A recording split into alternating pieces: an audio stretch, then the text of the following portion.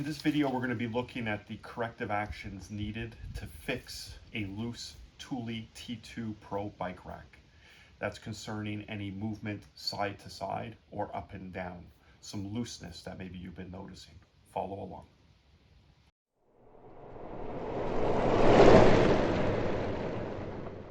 Step 1, we will need to remove the two side plastic panels.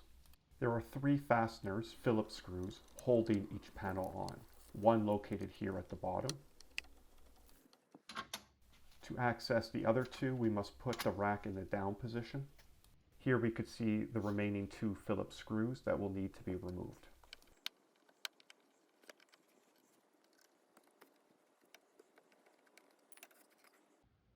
With all 3 Phillips screws taken out, the panel can be removed.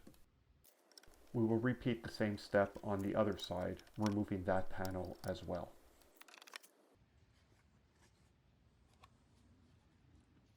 The pivot joint is secured with a long bolt with a lock nut on one side and the head of the bolt on the other. Both are 19 millimeter. Using 2 ratchets or 2 wrenches, we will tighten the bolt. The next steps are just opposite of what we did to remove. We will resecure the side panels by fastening the 3 Phillips screws on each side. And there you have it, guys. That's how we tighten up the pivot joint on the Thule T2 bike rack.